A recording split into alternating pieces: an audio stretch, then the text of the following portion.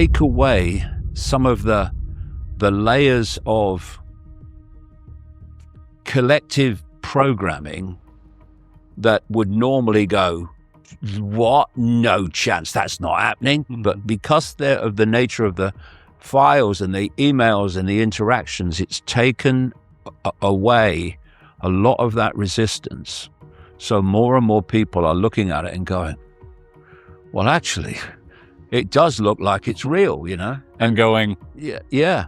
David was right. Yeah, well, yeah, that's been a good thing in the sense that they will then look at other stuff that I'm saying and go, well, maybe that's not as crazy either, you know, and you start, because, you know, I'm not someone who wants to be a leader, who wants to be someone, you know, standing there saying, you know, this is what we must do and you must follow me. I'm not interested in any of that crap.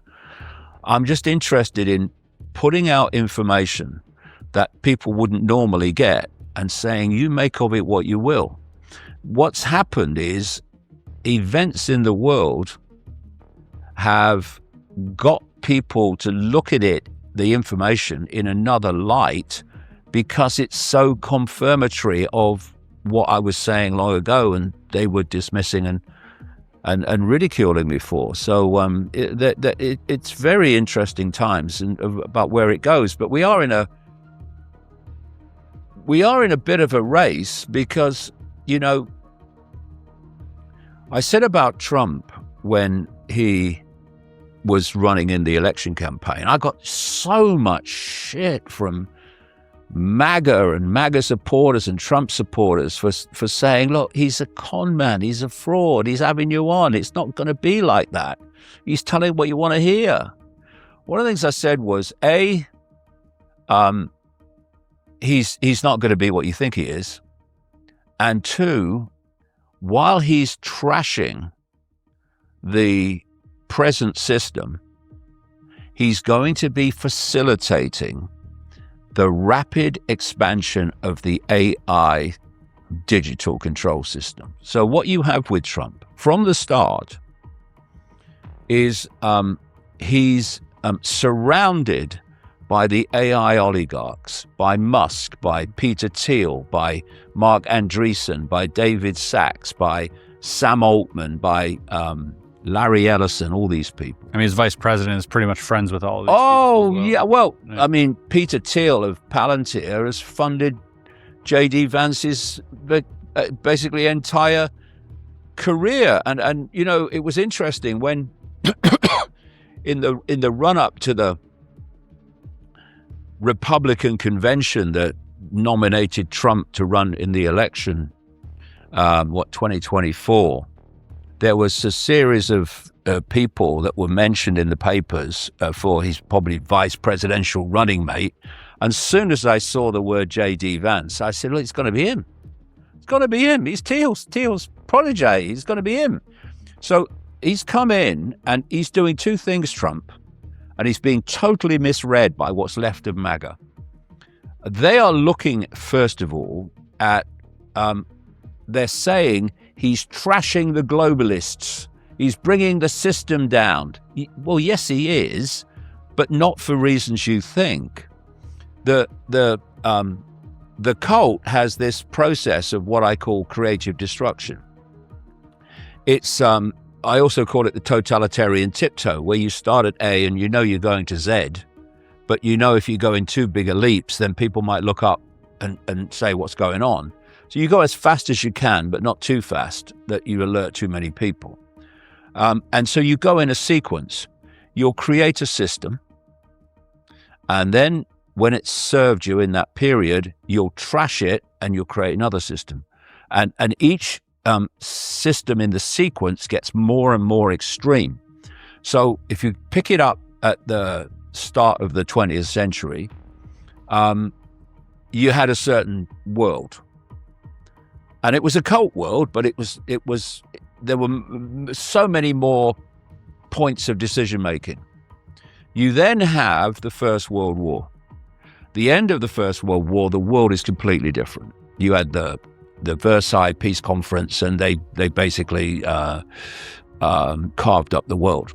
you then followed that with the Great Depression, and so the economic system was being trashed. Immediately, you're into the Second World War.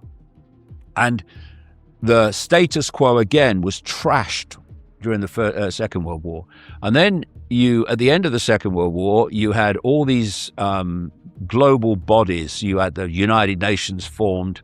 You had the Bretton Woods Agreement, the IMF, the World Bank, et cetera, et cetera. But also the CIA and all exactly. You know, the CIA, as we know it, appeared after the Second World War, and so the world. I was born in 1952, about 7 years after the war, and pretty much from the day I was born to relatively recently, you've had a certain system in place.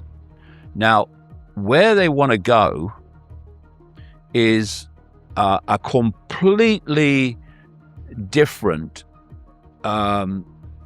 ultimately control system based on artificial intelligence and a digital system. And if you have a status quo and it's not moving, you can't replace it with anything. So you have to trash the status quo. That's what they did with the two wars and the Great Depression. You have to trash the status quo so the new system can replace it. And this is why Trump has been trashing the old system with wars and the tariffs and mayhem. And he's going to go on doing it until perhaps J.D. Vance takes over. And then around him at the very same time that he's trashing the old system is this AI oligarch circle of wagons. And if you remember, you know, I was saying that, you know, when he comes in, this AI is going to start flying. And it was 2 days after his inauguration that Larry Ellison was wheeled out and Sam Altman to announce this up to $500 billion Stargate project for funny name, the AI data centers, etc. And it's gone on ever since. Now Trump's really pushing the 6G, which is a massive turning point in all this. It's a pivotal moment, 6G. 5G we already have, of course. And the idea is that they create a hive mind, basically. They have they're creating a technologically generated global electromagnetic field through the towers, yes, in all the cities and towns, but crucially, because you can't have a global field without it, low orbit satellites. 11,000, I think, of SpaceX are up there now, and it's gathering all like the time. 50,000. Jeff Bezos is coming along behind as well. And the idea is that you create a technologically generated electromagnetic field through which the frequencies can be sent to be picked up by the human mind to basically create a centrally dictated hive mind. This is what the AI human fusion is really all about. And in my latest book, The Roadmap, I quote a Chinese whistleblower who, this is some years ago now that he said this, where he's saying that in China, they have already connected technological electromagnetic fields carrying information with the human electromagnetic field that has made the humans' perception dictated by the technological field. So they basically behave the way the field told them to behave because of this connection. But how much more powerful if you have a receiver in the body to receive the frequencies? And that's what I say the COVID fake vaccine was, and is. It's I've been in touch over the last few years with scientists and doctors, real ones, who have been following the self-replicating technology in the blood of people who've been vaccinated, although many people haven't now, because it's coming from other sources. And they've seen under the electron microscopes and stuff these self-replicating systems. There are videos where you can see them. And it includes something called graphene oxide. Graphene oxide is a relatively new substance, graphene, that has two major traits in relation to what I'm talking about. One is it's a superconductor of electricity, and if it gets in the brain, it changes the way the brain processes information. And it also amplifies electromagnetic fields. So if you come into contact with electromagnetic field, the effect will be amplified if you've got graphene in the body. And the idea is that they create this technological hive mind, which can be centrally dictated, whereby they can tell you what to think. And, you've got people like Ray Kurzweil at Google, the Google futurist, as they call him, who is a big fan of him is Bill Gates. That's how bad he is. And he's written several books. I've got some at home, where he's one of the numero uno people about AI and where it's going. And he said a little while ago now, some years ago, that by 2030, humans will be connected to AI via the cloud. The cloud is this electromagnetic field, etc. And once that connection's made, AI will do more and more of human thinking. These are his words, until human thinking as we know it is negligible or deleted, basically. And that's where it's going. And that's why, if you look at it, there's so many diversions, because at the moment you've got the war in Iran, and you've had all these drama diversions of Trump. UFOs. Yeah. Oh, yeah, that too. Because that's good. This is going to be a big year for that, 2026, with the Spielberg film coming out in June, Disclosure Day. But all these diversions, including, to be fair, the shooting of Charlie Kirk, it's taken a lot of attention away in the other directions. And all the time, this incessant expansion of AI goes on. And the thing is, this global cult does not have borders. It does not have countries. It's borderless. It works globally. And so what they've done, this is a real kind of psychological ruse, and you're hearing it more and more from the Trump administration. America has to win the race to be the dominant country in AI, because look at China. China, we've got to beat the Chinese, and they've turned it into a sporting event. Can't have regulation, no, because we've got to beat China. The DOE even tweeted about it. The DOE tweeted, the race to AI is going to be the next Manhattan Project. Yeah. This is from the Department of Energy, which I think is A, terrifying that they would tweet that out, and B, you don't talk about it if it's like the Manhattan Project, which is kind of silly. The other thing is that there is a fantastic number of research papers that have been put together by an amalgamation of the Chinese and America. So they're not in a race. It's a global cult. So just as America is, we got to win the race against the Chinese saying we got to win the race against the Americans. But actually it's a global agenda.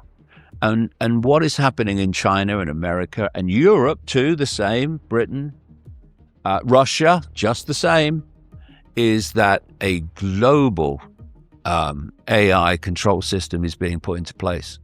And that's what's happening. And the more that people's attention can be diverted into whatever drama they come up with next, the more they'll be left unchallenged to complete the job.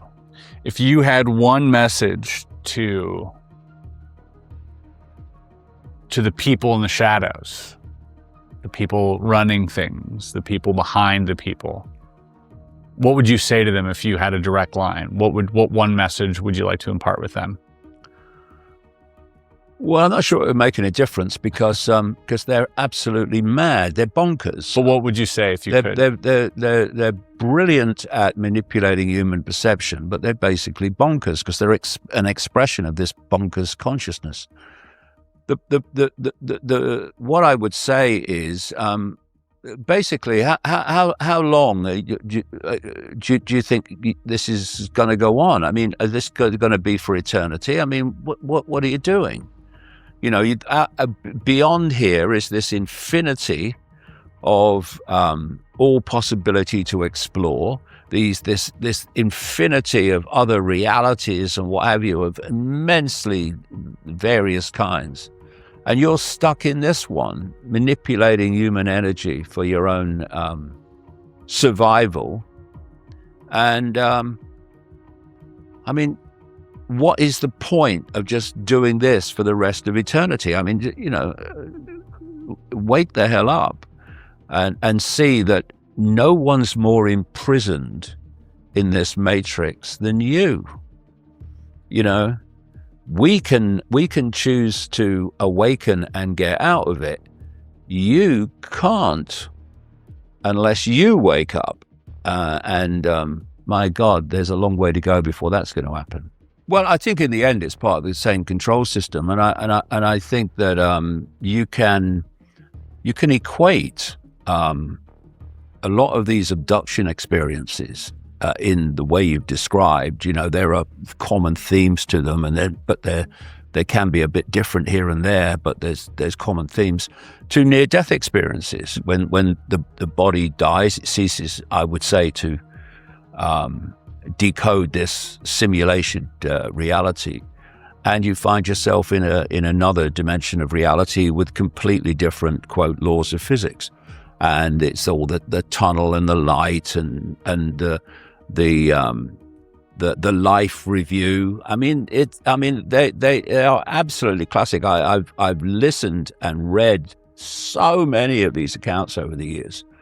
The near death stuff. Near death ones, yeah. But I've also talked to many people who've had these abduction experiences, and I'm not sure you can necessarily put them all in one box. It's not something where everyone has exactly the same experience, but there are very compelling common themes. And you know, in this sequence of unfolding awareness through, okay, so what don't I know?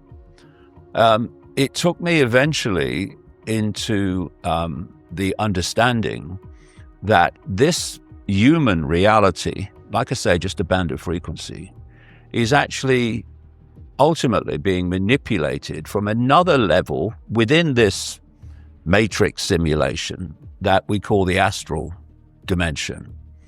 And that astral dimension is where at least the great majority of these so-called extraterrestrials are, in terms of the reptilians and other types. And I remember, again, what's happened in my life is I've reached conclusions from various research I've done. And okay, I think this is what's going on. And then something will come along and give you a massive confirmation of, yeah, that's on the ball. So I eventually came across Robert Monroe, of the Monroe Institute, who developed this ability to project his consciousness into the astral dimension. The gateway process. And of course, yeah, the gateway process, and also how the US military got involved, their psychological area, and did this study of the gateway process and the projection into the astral. And what hit me was that the astral travelers, if you like, in the study came across so many reptilian entities in the astral, they gave them the collective name of the alligators. The alligators. And that was like, well, that's what I concluded, that these entities were coming from the astral. So, once you, or put it another way, if you don't research this vast range of subjects that may not seem to have any connection, you're never going to get the picture. And the key one to understand everything is the nature of reality and the nature of the eye, the real eye, not the human body eye. It's just an experience. I mean, consciousness, the infinite, eternal eye, but also the fact that we are in a band of frequency, and even within this band of frequency, the human sight can only see a tiny, ridiculously narrow smear of it called visible light. And so if you don't look at the nature of reality, and of course, if you're looking at your schools and your education system and your media and what have you, where most people get their information from, therefore their perception of reality, they don't talk about this stuff. Mm-hmm. Orthodox science is the point of reference that the media and education takes it point of reference from in terms of reality. But when you really are willing to break out of the box and explore beyond the limitations of orthodoxy, you so many questions suddenly become answered. Like, I've said many times, one thing that children should be told at the earliest time that they can grasp it is that when they look through their eyes, they're not seeing everything in the space that they're looking at. They're only seeing a tiny band of frequency, visible light. And therefore, there is this imposed sense of normal that you get from the education system and the media, etc. It's not just a perceptual prison in the wider sense. It's a perceptual prison about the very reality that we're experiencing. For instance, the norm is that people just accept is normal, is that when you look through your eyes, you're seeing everything in the space you're looking at. Are you seeing everything in the space? Oh, yeah, of course I am. Yeah. Okay, so where's the Wi-Fi then? Where's the Wi-Fi? You see her? But you can't see it, can you? No, you can't, because you can only see a narrow band of frequency.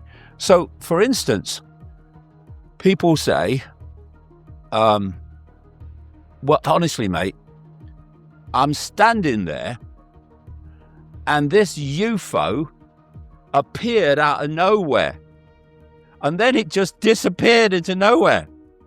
Or people say, I woke up and there was this entity at the end of the bed, just appeared and then it disappeared. And of course, normal goes, what are you on, mate? That's ridiculous. That's impossible. Control of the sense of the possible is one of the greatest forms of human perceptual control. So this is why we have orthodox science, here and no further. But what's happening, of course, is something enters visible light. Suddenly, to the observer, they've seen it come out of nowhere. It leaves visible light, changes its frequency, bang, it's disappeared into nowhere.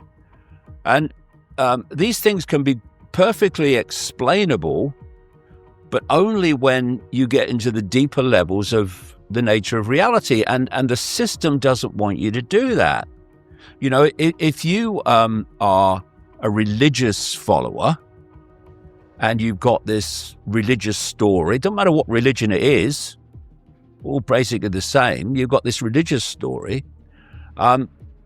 If you go beyond the religious story, first of all, you're perceived as a blasphemer. But if you start to explore what's called the hidden knowledge. Well, what is another word for hidden? Occult. So suddenly you are dabbling in the occult. No. You're dabbling in hidden knowledge, which can be used for horrific things, and it is, or it can be used to set us free. It's just hidden knowledge. But religion says, if you go into the occult, that's the devil. Now, orthodox science, which is another religion, by the way. Scientism. Yeah, scientism, exactly it is. So it says, this is the story. This is the orthodox science story about reality. And if you go there, you're a pseudo-scientist, or you are dabbling in the paranormal. And they put para in front of normal because they are seeking to describe a phenomenon that happens that they can't explain from the orthodoxy. It's magic to them. Yeah. So if I can't explain it, it can't be happening. That's the orthodox science mindset. It's easier to blame your own perception. Yeah, exactly. But what you've therefore got, you've got people like Professor Richard Dawkins, who is at Oxford University. He's written all these books lambasting religion. Okay, that's fine. But you're the high priest of your own, mate, because you are limiting exploration into all possibility and all potential in the same way that religions are by calling it the occult. And, those that want to know the truth, they don't want a round of applause or a statue. They just want to know what's going on, what this reality is and how it's controlled and to what end. Then they're the ones that are willing to go there and outside the boxes. And of course, when you go there, as I well know, you're going to get massive ridicule, condemnation. You're going to be mad and bad and all the other labels that are given to you. But if you care about what's happening rather than what people think of you, then you'll go anyway. And that's the only way we're really going to uncover what's going on, is to have no limit to what we will explore, in the very, sense of wisdom is knowing how little we know. So you're all going to keep asking that question. Okay, so what don't I know? And when you do that, it takes you into some far out areas. You well know it takes you some far out areas very, very quickly, and people think you're crazy. But as we talked about at the start of our chat here, you can have a choice. You can go with the world, go with the norms, because you fear what other people might say if you don't. Or you can go your own way, and if what you say has validity, the world will come to you. This could take a while, but I'll keep it as brief as I can, because there's so many aspects that need to be dot connected to make sense of it all. First of all, let's start with this. When people think about heaven, am I going to heaven? They look up, right? It's not like that. These dimensions of reality share the same space, but they're on different wavelengths. And just like radio and television stations, they share the same space, but they're on different wavelengths, and therefore they don't interfere with each other unless they're close on the dial. And there's a level of this astral dimension that is very close to this one, and there can be interference. This is where you see things like ghosts and these other paranormal things. So there's, first of all, what is this matrix? And what's really become very clear to me as the years have gone on is just how this explosion of technological advancement of computers and AI and on virtual reality games and stuff how that is absolutely mirroring the way we interact with the matrix. Because what I'm saying this simulation is an interactive field of information. So it can be so well symbolized by Wi-Fi in a computer. So if I said to people who knew nothing about computers and nothing about Wi-Fi that in this room was a field of information, which if you get the right kit, you can tap into it, and it will take that information and it will put it on the screen in a completely different version to how that information exists in the Wi-Fi field. People would look at me and go, "You're freaking mad, mate. Where is it? I can't see it." Well, actually, you can't see it because you can hardly see anything, mate. Visible light is so tiny, it's a joke. I don't think that's an accident. And but if I said it to people now who know about computers, know about Wi-Fi, they go, "Oh, yeah, I know about that Wi-Fi, yeah, computers, yeah, everyone knows that. Yeah, but what's the difference between "you're mad, mate" and "oh, yeah, I know about that"? Knowledge, that's all it is. And it's a wonderful example of how if you suppress knowledge, you suppress perception of the possible, right? So we've got this field of information and it's interactive. It is affecting us, but we are like posting on the internet. Our perceptions affect it, which is why they want to keep us asleep, because then we're not expanding our awareness and impacting on the field.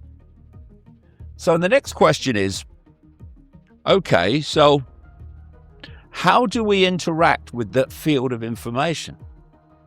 And I say that and I've been saying this since the 1990s, that the human body is a biological computer, a biological software. And, you know, we have this idea that the biological is natural and the technological is human-made. But how do we know that? What you have to do to know that is to have something that is unquestionably, unimpeachably natural to compare it with. We don't have that. We think we have that, but we don't. And I know from researching these people over, these cultists over, you know, all the decades, they don't treat the biological as natural. They treat it as an advanced form of technology, which I say the body is.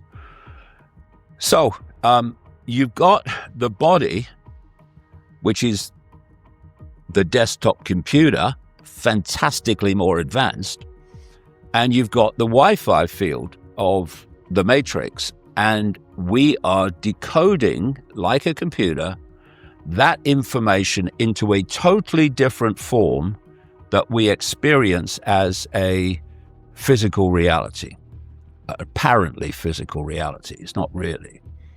And so I'm saying that the body is a biological computer that's decoding the matrix. Now, if I said that to most people, they'd say that's crazy. How can this be a computer? It's a body. Okay, so when's the last time you thought about breathing? Only when you were out of breath. You know, do you stop and say, okay, hold a second, just stop the conversation a second. I've just eaten something. I've just got to focus and digest it. No, just digest it. The body is making and tinkering little changes all the time. You go into a hot room, it will impact on the body to meet that challenge of a hot room. If you go into a cold place, the opposite will happen. And what I'm saying is that there is also, going through the body, psychological programs. They are behavioral programs. They are reaction programs. For instance, there's an area at the back of the brain called the reptilian brain, funnily enough. When I don't think it's funny, I think it's appropriate. and or the R complex, as some scientists call it. And from that, we get fight or flight. We get the survival instinct. These are psychological responses. So there's a psychological aspect to the biological computer. But we are consciousness. Ultimately, we are a state of awareness, a state of being aware. The question is how aware? How far do we expand out into this field of consciousness? The matrix has been created to make sure we don't go very far, and ideally that the biological computer program will dictate our behavior, our responses, what have you. And you can sit quietly and you can listen to the chatter going through your head. You can listen to the chatter that's constantly going, the white noise chatter of, if she said this to me, I'd say this to her, and I said that to her, and I'm glad I said that. And all this chatter's going on all the time. But you can observe it. You can observe the chatter. The question is, what's observing it? Consciousness. The real you is observing the chatter. What's the chatter? It's the program playing out, right? So then I looked at how mainstream science explains how we experience reality, how we basically interact with reality. And it's through the five senses, overwhelmingly. And what we're doing, the five senses, is they are interacting with a frequency field. I say the frequency field of information, the matrix. And if you go massively beyond, in frequency terms, beyond the walls of the matrix, you enter infinite reality. And that's when you start to see the real thing going on, because you're starting to tap in with something outside of the matrix. And that's what we call awakening. True awakening is when we expand our awareness, our consciousness, to tap into that level of knowledge, awareness, insight that is beyond the matrix frequency walls. And so we are tapping in through the five senses to this matrix information frequency system. The five senses turn that frequency information into electrical information. They communicate it to the brain, and there's different parts of the brain that specialize in the different senses, and the brain then forms a sense of reality. I'm talking now, but there's no words passing between us. What's passing between us is a vibrational field generated by my vocal cords. It's picked up by your hearing senses and mine. It's turned into electrical information. It's sent to the brain, and the brain then decodes it into the words we think we're hearing. So even we are communicating now through a vibrational field, and all the senses work like this. And if you then take what that really means, is that although we're sitting here and it appears that we are sitting in an external reality, reality only exists in here. It doesn't exist out here. It seems to be, but it doesn't. And so once you then realize that there is no physical, there is only energy and consciousness of different vibrational frequencies. For instance, I'm sitting here now and I can see a wall, I can see cameras, I can see a light, I can see the books and a cabinet. And everything in between those forms appears to me, appears to everyone, to be empty space. So what is form? Einstein said this, among other people. It's energy that has been condensed to a slow enough vibration to be picked up by visible light within the visible light frequency band. Therefore, we can see it. Everything else between the form appears to be empty space. It's not empty. Sure. It's full of energy, but it's at a frequency that's outside of visible light. So it appears to us to be to be empty space. So when you then ask the question, so how come we're experiencing apparently a physical world? What is it? You then realize, and more scientists are now, mainstream scientists are beginning to really see this, that actually we're living in a holographic reality that's going on in here. And when you see the advancement now in our world of holographics, I mean, there's in the east of London, there's a show going on all the time of ABBA when they were younger in their prime, and they're all holograms. And holographics is becoming more and more prevalent. You see people like Elvis as a hologram doing a duet on the stage with a living Celine Dion, for instance, that you can see on the internet. So we're moving more and more as technology advances to the very reality that we're experiencing.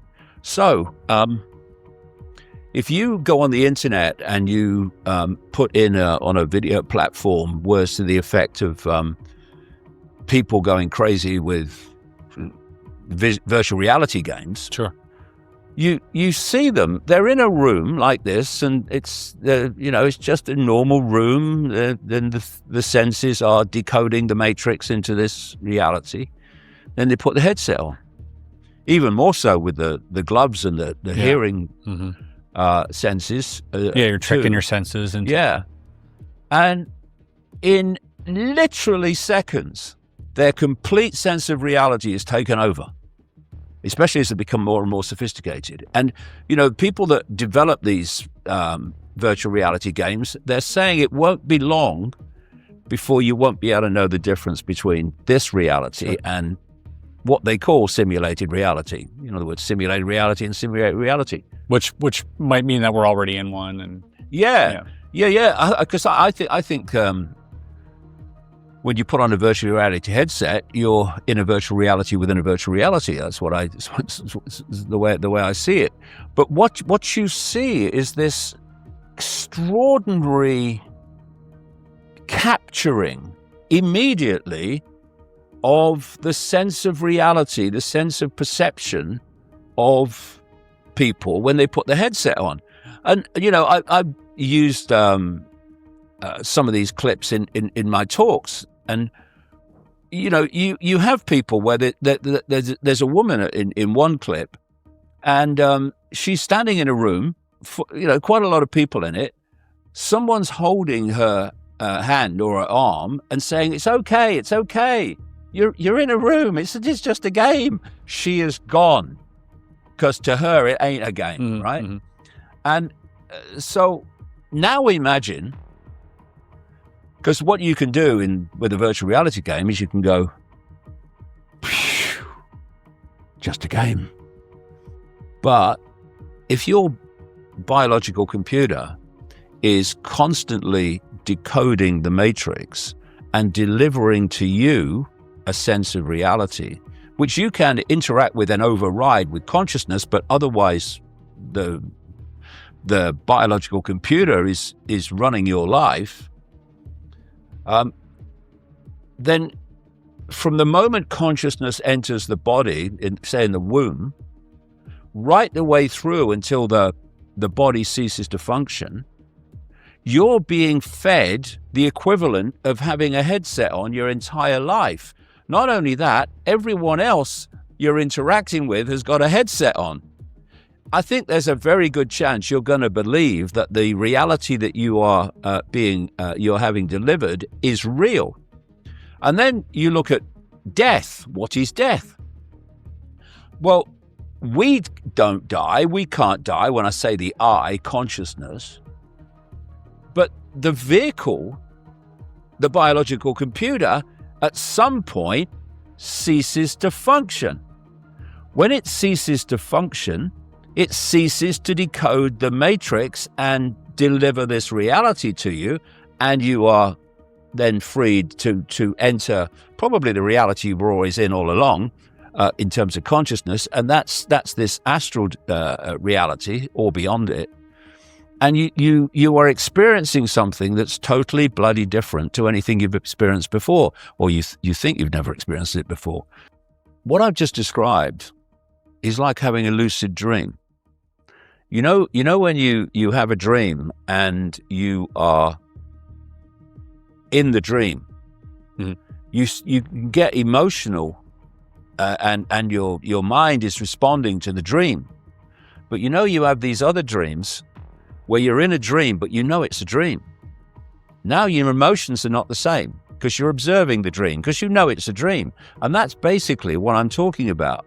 You're observing this reality, you know it's a dream, and therefore it doesn't pull you in like if you believe the dream is real. But anyway, I was writing a book in 2002 about 9/11. It was called Alice in Wonderland in the World Trade Center disaster. And I said to my friends, if I'm going to go on beyond this, I've got to somehow get out there. Not get out there in some dream, but get out there in some way that I'm consciously aware of where I am. And just after that, I got an invitation to go to the rainforest in Brazil to take ayahuasca. And I could have taken it 4 times. I took it twice. The first night was interesting enough. About 2 hours I was in this other state of awareness. But, a kind of a mild other state of awareness. In the next night, it took more. And for 5 hours, this voice took a female form, was explaining to me about the nature of reality. It was extraordinary. And after it, I had recall of it. And I came back to Britain and started looking at, various scientific disciplines to see if it kind of matched up. And I realized that these different scientific disciplines, it's that only frickin' talk to each other. I've already sussed a lot of it, but they don't talk to each other. This has got a bit, that's got a bit, that's got a bit, and that stuff. And the other thing that, so in that 5 hours, I basically was given chapter and verse on the illusory nature of this reality. Was this a familiar voice? Not really, but it was very powerful. Was it stern? No, it's very loving, very pleasant. I mean, it opened up. It said, we're going to take you to where you come from so you can better understand where you are. That was the opening line. And it took me to this, it sort of opened up this extraordinary sight of, if I can describe something as black but brilliant, it was brilliant blackness. It was extraordinary. And this voice was saying, this is the infinite. This is basically all possibility, right? It's that level, which I now call infinite awareness and awareness of itself. And that's where you come from, and that's where you'll return to. And then it started explaining how we get trapped in this perceptual trap of believing we're not that when we are.